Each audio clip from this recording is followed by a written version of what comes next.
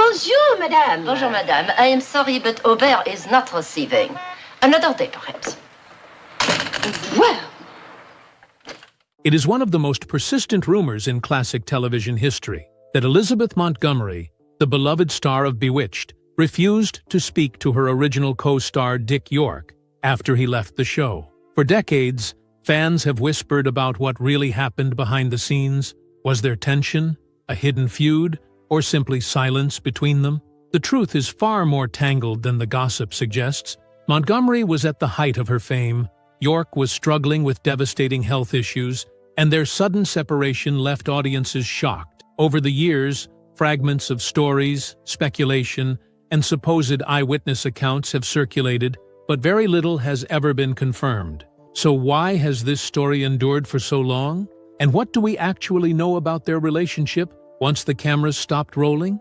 When Bewitched premiered in 1964, it was unlike anything else on television. The sitcom blended comedy with fantasy, following the life of Samantha Stevens, a witch trying to live a normal suburban life with her mortal husband. Elizabeth Montgomery, already an admired actress from a prestigious Hollywood family, became an overnight sensation as Samantha. Her charm, wit, and quiet elegance made her one of the most recognizable stars of the era. Opposite her was Dick York, cast as Darrin Stevens, Samantha's well-meaning but often exasperated husband. York's comic timing and wide-eyed reactions helped ground the show's magical premise in a relatable reality.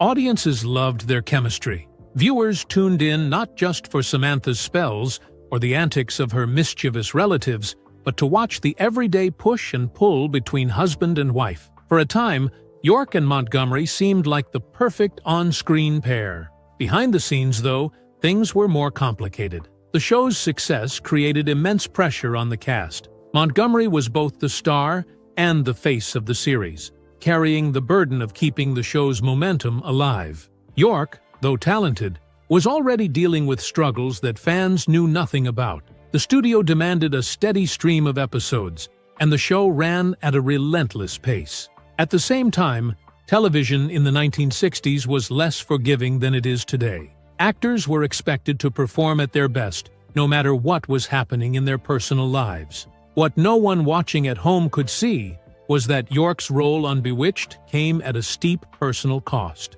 His health was deteriorating, the physical demands of filming were taking their toll, and the cracks were starting to show. Soon, those hidden struggles would lead to a dramatic change in the show, and in his relationship with Elizabeth Montgomery. Long before Bewitched began, Dick York suffered a devastating back injury while filming the 1959 movie They Came to Cordura. In one intense scene, he was required to lift a heavy piece of equipment while supporting another actor. Something snapped in his spine. At the time, the injury did not receive the attention it needed, and York continued to push through the pain. But the damage lingered, leaving him with chronic, unrelenting back problems that would only worsen as the years went on.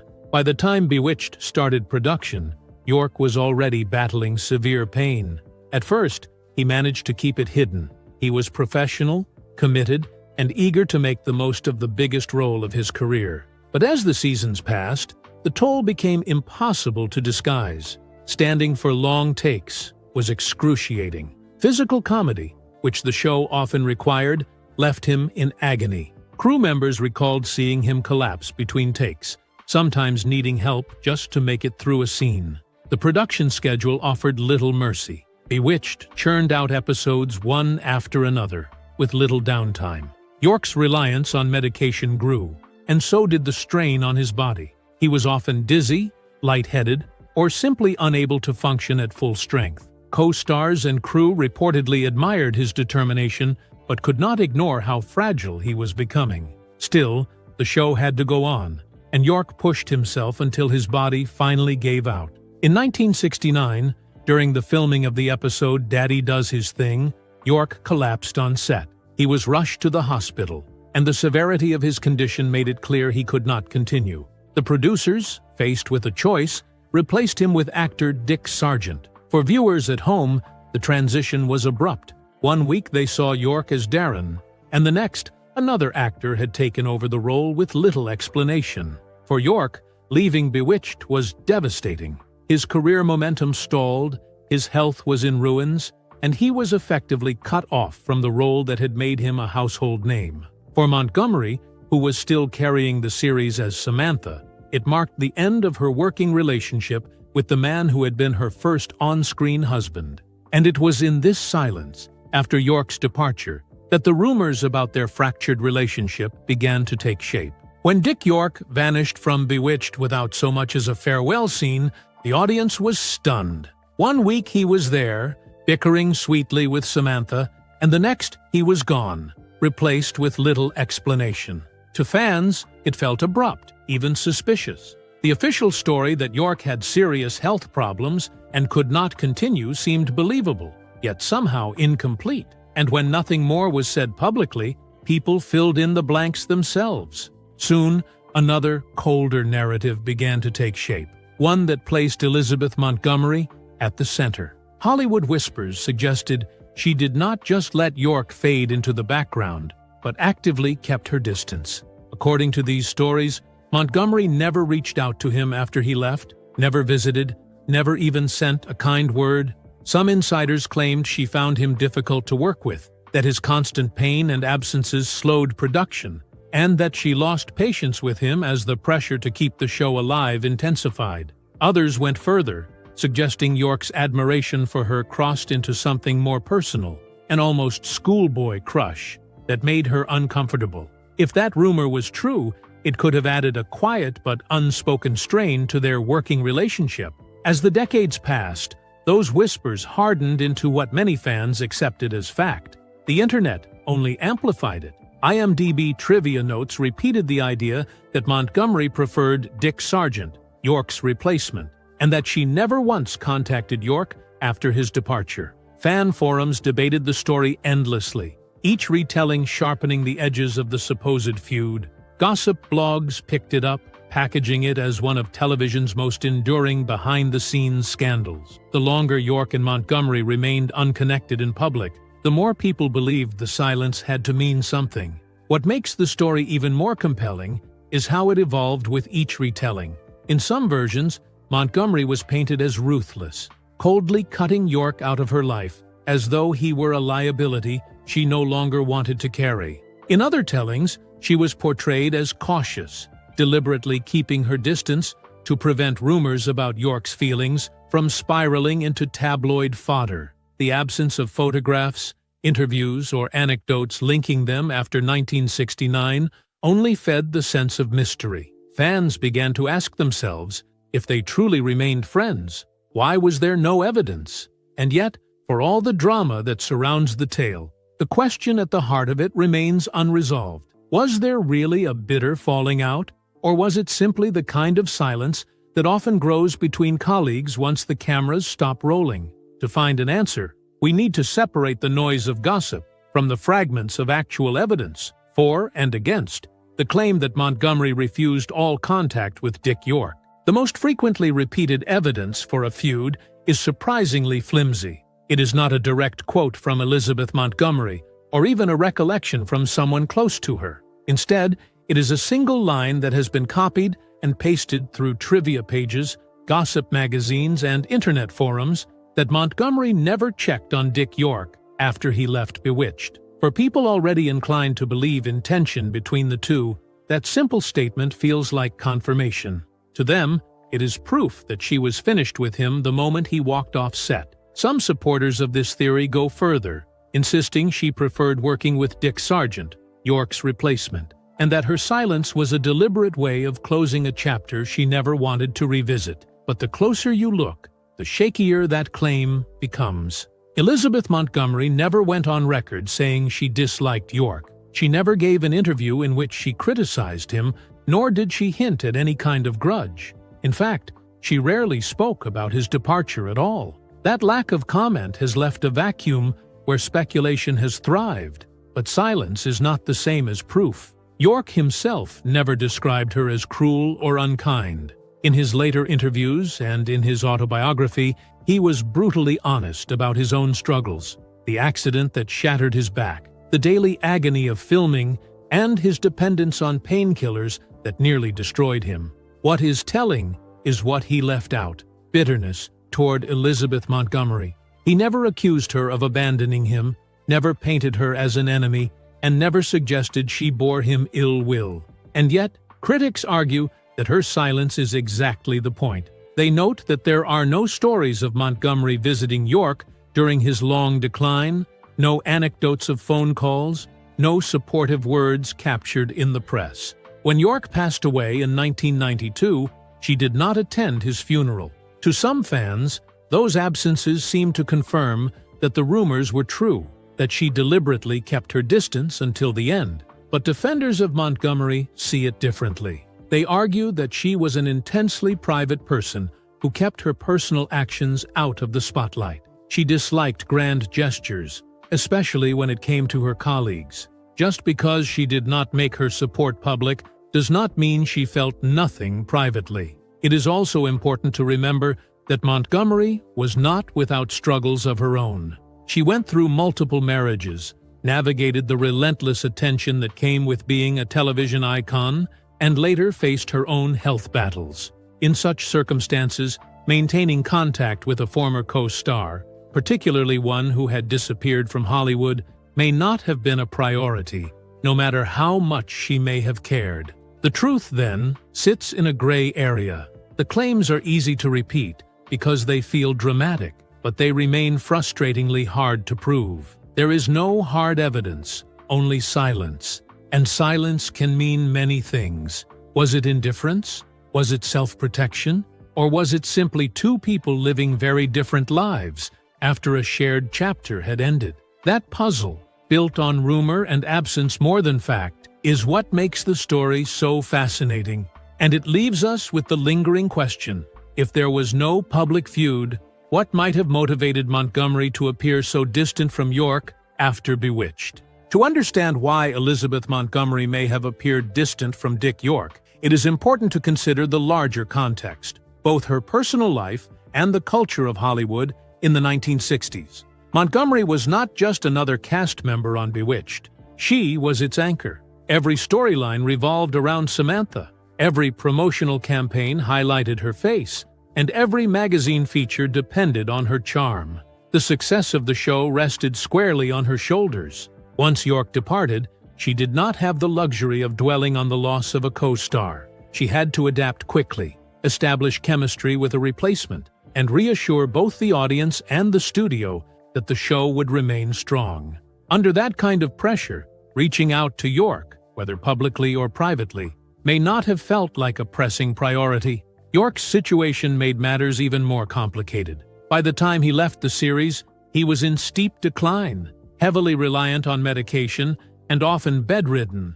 His health struggles were well known to those on set, but in an era when conversations about chronic illness, dependency, or mental strain were still taboo, such issues were often kept behind closed doors. Producers may have advised Montgomery to keep her distance, not out of malice, but as part of the effort to ensure the show's image stayed untarnished. Silence, in that cultural moment, was the path of least resistance, especially for a star whose reputation was constantly under scrutiny. Then there is the personal layer, the speculation that York developed feelings for Montgomery that stretched beyond their working relationship. Some accounts frame it as an innocent crush, others as something that made her uncomfortable. Even if it was never acted upon, even if it remained nothing more than quiet admiration, such dynamics can create subtle tensions.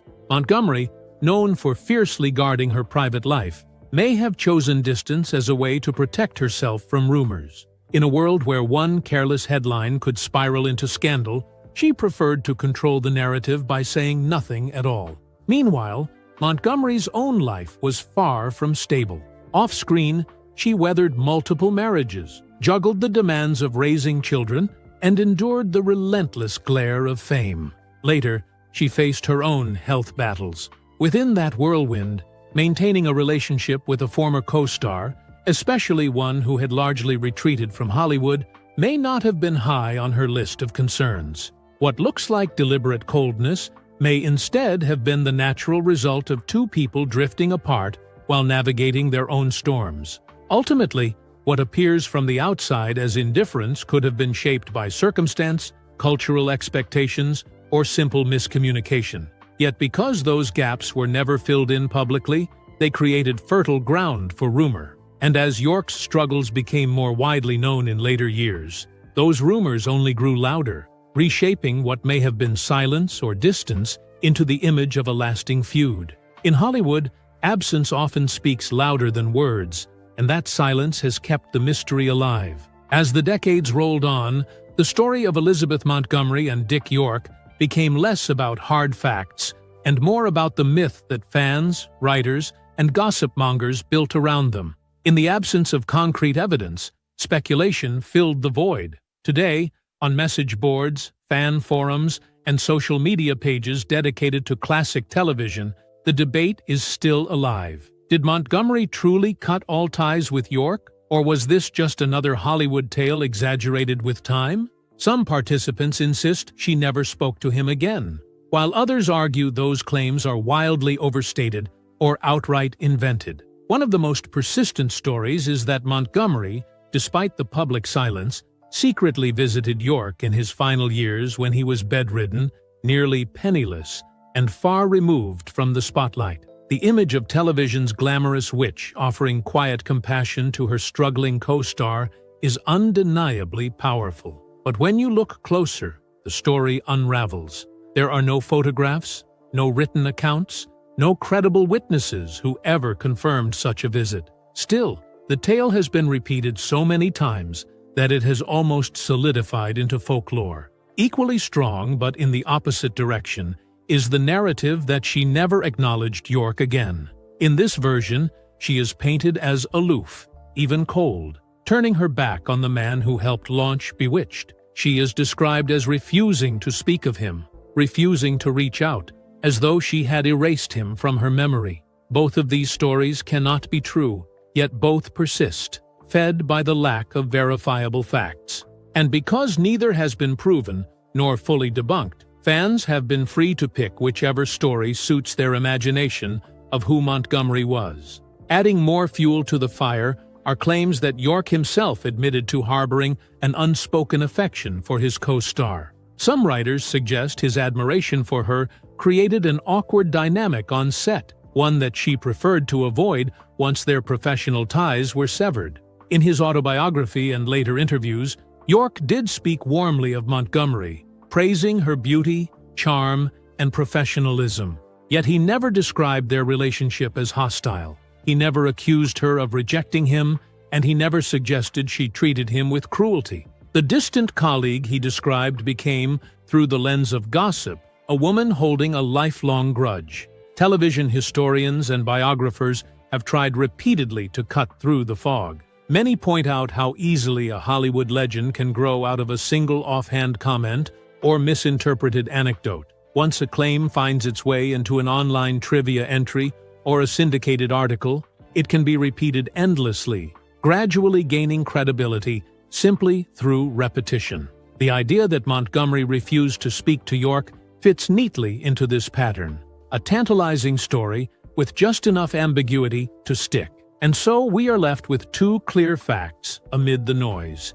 Elizabeth Montgomery never went on record to confirm that she had a feud with York, and Dick York never accused her of one. Everything else exists in the shadowy space between rumor and truth. Yet perhaps that is why the story continues to endure. The lack of resolution gives it staying power. Fans of Bewitched, even decades later, are still arguing, still imagining, and still wondering whether television's most magical marriage was quietly haunted by an off-screen silence. In the end, the truth about Elizabeth Montgomery and Dick York is more elusive than the rumors make it seem. What we know for certain is that York's health forced him off Bewitched at the height of its success, and that his departure changed the series forever. What we also know is that Elizabeth Montgomery remained private, careful about what she shared publicly, and she never confirmed any feud. Beyond those facts, everything else drifts into speculation.